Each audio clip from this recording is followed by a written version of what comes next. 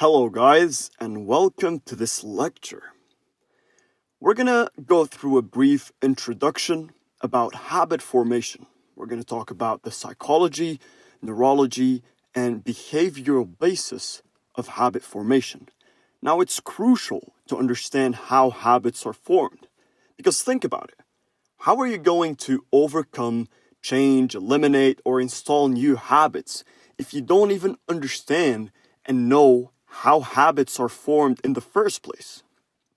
So that being said, in this lecture, we're going to go through the habit formation process for you to get a good grasp of the concept to use it in the future to your advantage.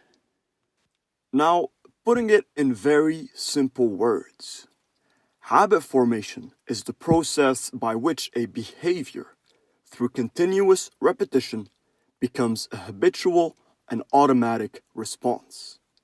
Now, when you start a new behavior, it doesn't always become a habit. You can indulge in a certain behavior, do it once or twice, maybe once a month, and then you stop. It doesn't mean that it's becoming a habit. And also, another thing to keep in mind, most people think that habits are things that you do on a daily basis, that the only habits you have are the things that you repeat every single day. But that's not entirely true. There are some habits that you repeat on a weekly basis, maybe every weekend. There are some other habits that you repeat every month. There are some habits that you repeat during certain events every year. So it's not just about what you do on a daily basis, but it's about those behaviors that you do on a repetitive basis, no matter what the time span between the repetition is, until they become a habitual automatic response that you go towards without even thinking about it.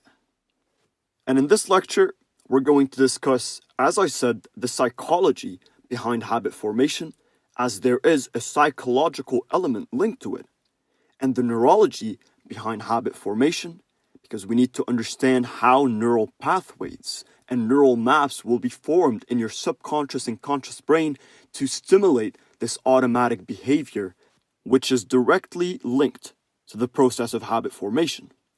And lastly, we're going to talk about the behavioral aspect of habit formation when it comes to the 4 stages of learning. And we're going to discuss the 4 stages of learning in more details in a further lecture. But for now, let's get to it. Starting off with one of the most important elements, which is the psychological element of habit formation. Now, there isn't one element when it comes to the psychology behind habits. There are actually several. We're going to talk about motivation, goal, decision, and justification. First off, your motivation. What is the reason behind which you decided to begin this behavior? What motivated you to begin the behavior? Now, there's a lot of different sources of motivation that can have an influence on the process of habit formation. Sometimes it might be something you saw on TV and decided to give it a try just because you wanted to mimic, and the motivation here is mirroring. It might be that one of your friends or one of your family members is doing a certain thing and you decided to do it as well. This is you also mimicking. And when we talk about motivation, it's important to talk about our needs. There's this phenomenal theory called Maslow's hierarchy of needs. And Maslow basically classified our needs into different categories. We have physiological needs, which are the basic needs to get air, water, food, shelter, sleep, clothing, and of course, reproduction. Then you have your safety needs. You need personal security, you need employment, you need resources, you need health, you need property. And then love and belonging, friendship, intimacy, family, and the sense of connection with a broader society. Then we have the esteem need, which is your need for respect, self-esteem, status, recognition, strength, and freedom, and basically social class placement, one way or another. And lastly, the highest need that we have, which is the most powerful one, is the self-actualization need, which is the desire to become the most that one can be. It is linked to achievement, to success. It is those needs that give you fulfillment. And there's a very important notion to keep in mind when it comes to Maslow's hierarchy of needs. All the four first needs that we talked about, physiological, safety, belongingness or love, esteem needs, those are all needs where your sense of motivation decreases once you realize those needs. So for example, when you eat, you lose the motivation to get food because you're not hungry anymore. When you have a safe place to live in, you don't have the motivation to look for a place anymore because you already have a place where you're safe and secure. But the thing is, self-actualization needs are different. When you talk about self-actualization, your motivation tends to increase once you reach those goals. So for example, if you are working at a firm, for example, and you were aiming for a promotion and you got that promotion, your self-fulfillment will actually fire up your motivation even more, and then you'll be more determined to keep pushing. You'll have better senses of motivation and you'll be more motivated in general to achieve more. And this is a very important aspect to keep in mind, because that being said, and we're going to talk about that when we get to the habit formation in terms of installing new habits in your life. But if the source of motivation when it comes to installing a new habit is linked to a higher need of self-actualization, you will be able to tap into resources of motivation that are extraordinary. So just a quick example for you to understand what I mean. Let's say you are trying to get in better shape, all right? You want to start going to the gym, you want to start developing your body and your physique.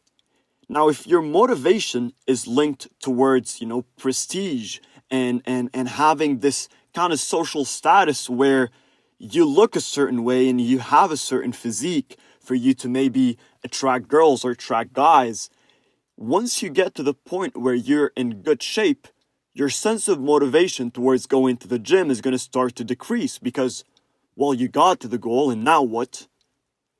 There's nothing else to do. But when your sense of motivation is different, when your sense of motivation is linked to fulfillment, you say, I want to work out because I want to feel better about myself, because I deserve to have better health, better stamina, and I want to push my potential to see how far I can push my body and how healthy I can become. In that case, your sense of motivation is linked to self-actualization and fulfillment. So then you will be able to tap into resources of motivation. The more you work out and the better you get at it, the more motivated you'll be to keep working out, to keep improving, and to keep moving until you achieve your full potential. But again, if that didn't make sense, we're going to talk about it in greater details in another lecture. All that to say is that your sense of motivation is one of the most important psychological influencing factors when it comes to habit formation. And from your motivation, you can derive the goal. So what are you aiming to achieve out of this behavior? And of course, based on what your goal is, you'll be able to classify your motivation on the different scales of needs in Maslow's hierarchy of needs. Now, the decision is also a crucial factor to understand in the psychological elements of habit formation, because you once took a decision to start a certain behavior. Now, what made you take that decision?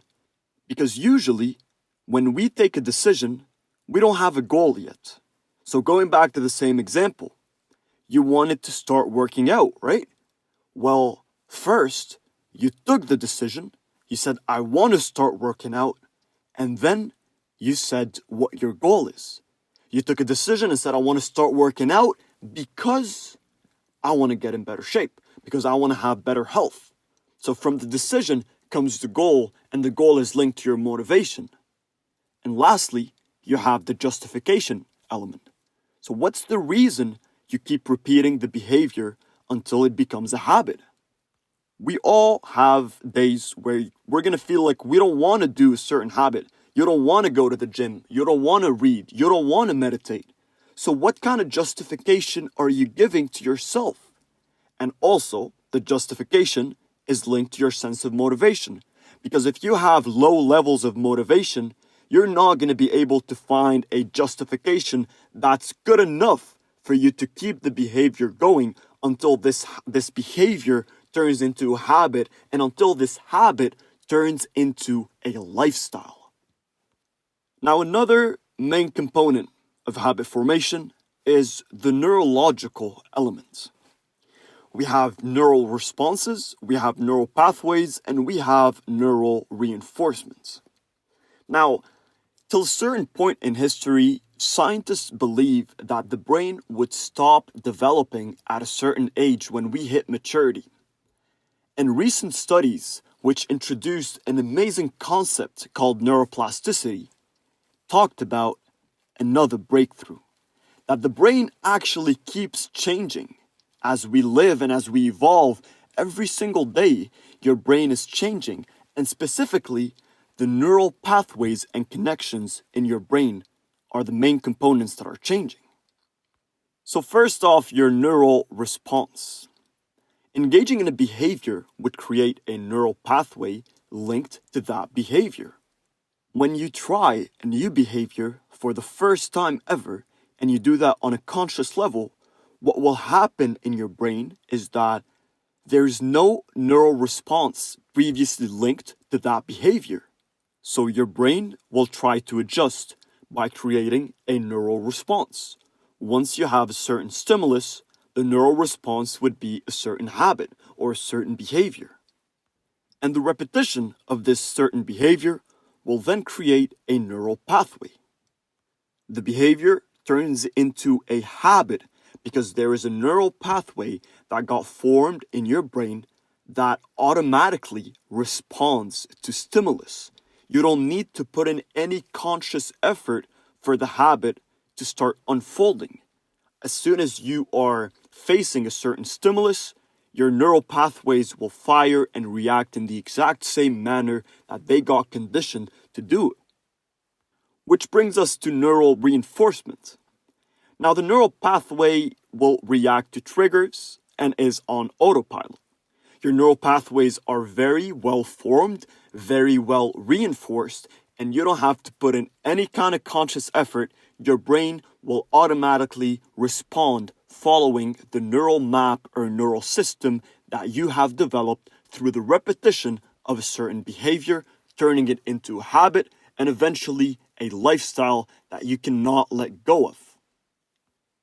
In this illustration, you'll be able to understand a bit how habit formations work from a neurological and behavioral standpoint. Now, we're going to dive deeper into the behavioral aspect and the 4 stages of learning in another lecture, but I want to briefly go through it. The 4 stages of learning are simple to understand. That you have unconscious incompetence, which is the first stage, where you do not even know that you're not competent in a certain behavior until you learn it and you master it to get to the point of unconscious competence where you can do a behavior or a certain skill or a habit without even having to think about it. So we have different variables here, and every variable is a stimulus, right? Because people think that every habit has one stimulus, but that's not true. Let's take smoking, for example. Well, people smoke, let's say 5 to 10 times a day, 5 to 10 cigarettes a day. There are different stimulus that they are encountering. Maybe the first one is waking up in the morning and having a cup of coffee. That's the first input layer. The first input layer and the first variable is waking up in the morning and having coffee. What's the hidden layer? Well, the hidden layer is smoking a cigarette. What's the second variable? Well, having lunch, and then after lunch, well, you want to have a cigarette. Well, that's the second input layer, and that's the hidden layer. And all of those will combine together to form a neural pathway which leads to one input, which is the motivation behind it, which is getting this sense of relief or getting this nicotine that would stimulate certain chemical reactions in the body that you got used to, you got adapted to, and that you really enjoy. So that being said, it's important to understand all the different elements of habit formation, as I said before, for you to be able to understand how to eliminate habits, install new habits, and overall have better control over your habit formation system. And I'll see you all in the next lecture.